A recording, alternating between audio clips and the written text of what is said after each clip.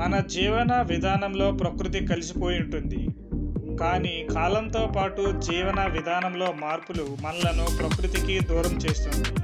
పూర్వం కలుషితం లేని చెరువులు ఉండేవి. వాటిలోని నీరు మంచినీళ్ళుగా తీసుకునేవాళ్ళం. నీటిలోని ఈ తామర పువ్వులు ఎవరైనా వస్తే గౌరవం తెలపడానికి దండగా వేసేవాళ్ళం. ఈ తామరాకులను ఎండబెట్టి పూర్వం విస్తరాకులుగా బంతి భోజనాలకు ఉపయోగించేవారు.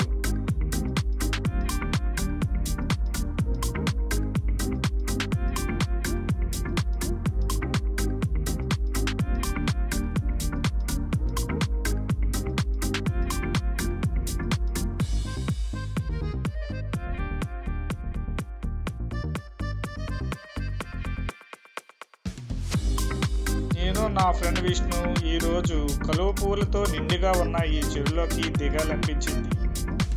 చెరువులోకి దిగిన తర్వాత పువ్వులు నాకంటే ఎత్తుగా ఉన్నాయి. మా ఫ్రెండ్కి 2 నీటిపాతి పిల్లలు దొరికాయి. అవి తల్లి ఎక్కడో ఉన్నదని ఆలోచిస్తూ కొంచెంసేపు ఆడుకున్న తర్వాత బాతు గుడ్లు మరో 2 కనిపించాయి. వాటిని గుడ్లపైన వదిలి ఎటువంటి ఇబ్బంది కలగకుండా వచ్చేసాము.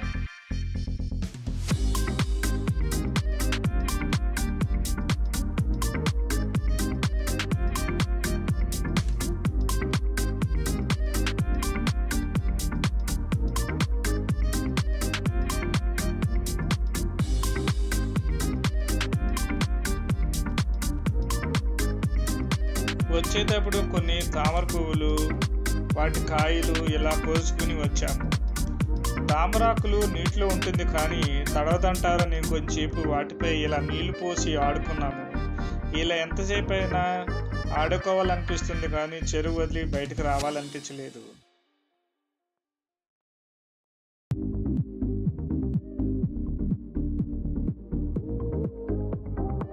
కొన్ని పొట్లాలు కట్టడానికి ఉపయోగించేవారు. వీటి గింజల మధ్యలో ఉన్న ఆకుపచ్చ రంగులో ఉన్నదాన్ని తీసేసి తింటే చాలా బాగుంటుంది. ఇలా అన్ని రకాలుగా నీటిలోని ఒక తామర పువ్వు ఆకు, కాయ మన జీవన విధానంలో ఎప్పటి నుండో మన అవసరాలు తీరుస్తూ ఉన్నాయి.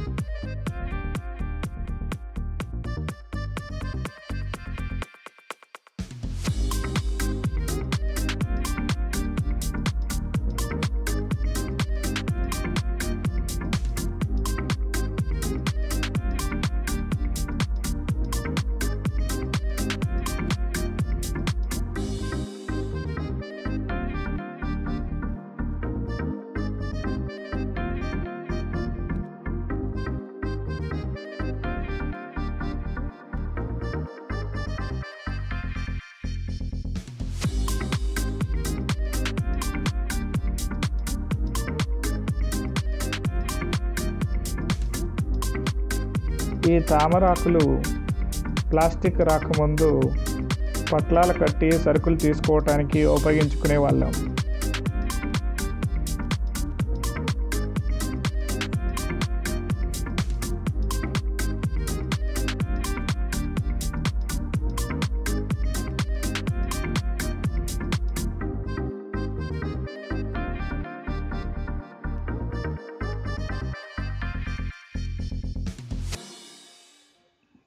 ఈ కలువ పువ్వులు పూజకు మనము ఎక్కువగా ఉపయోగిస్తూ ఉంటాము.